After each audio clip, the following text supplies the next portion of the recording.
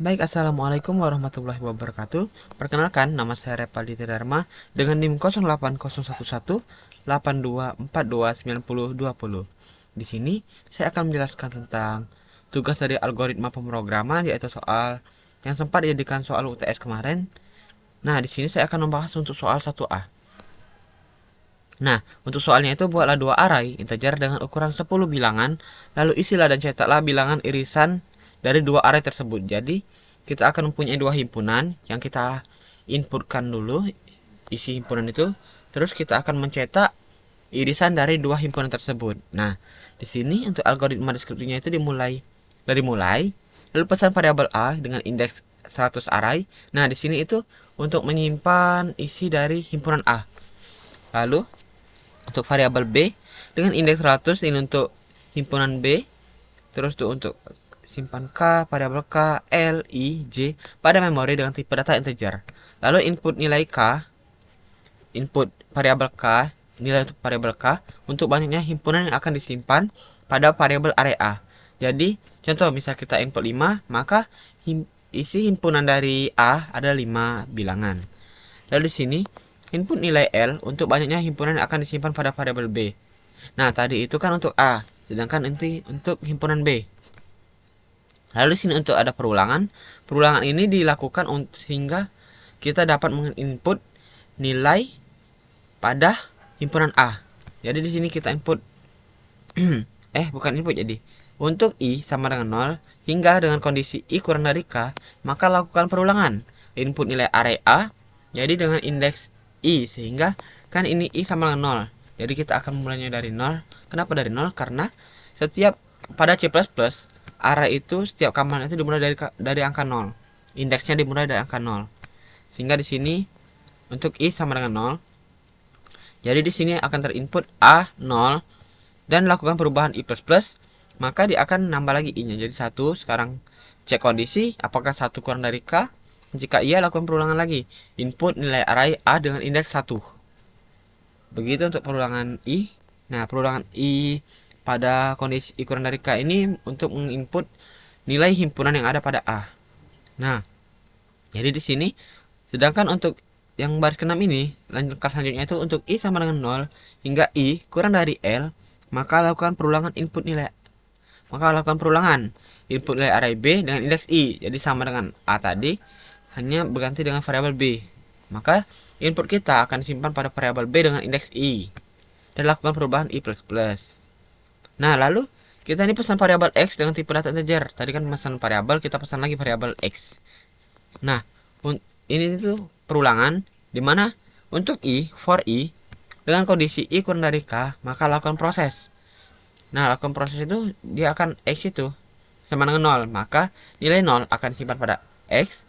Lalu kita lakukan perulangan lagi untuk mengecek dua himpunan tadi. Jadi kita menggunakan himpunan menggunakan variabel J untuk perulangan.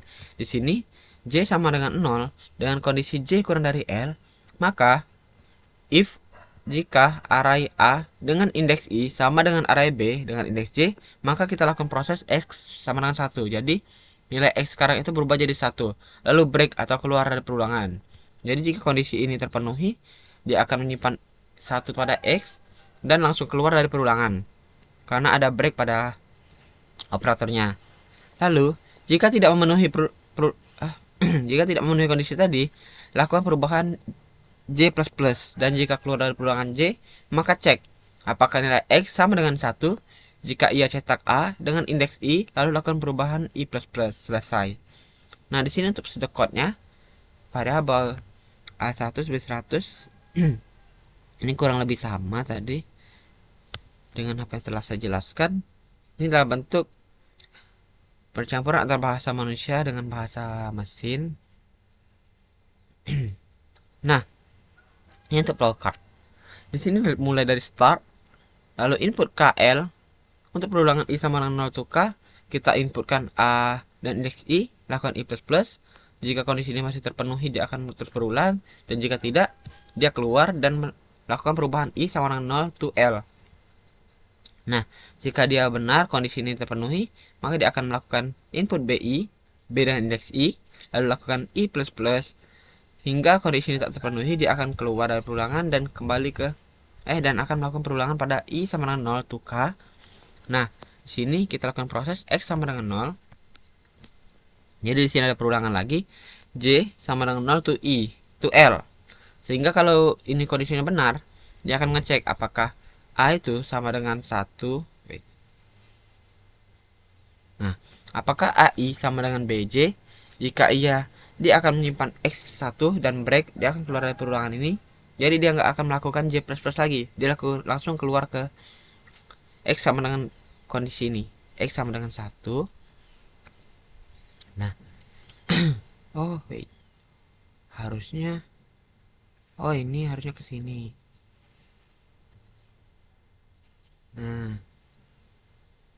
Nah, dipindahkan dulu.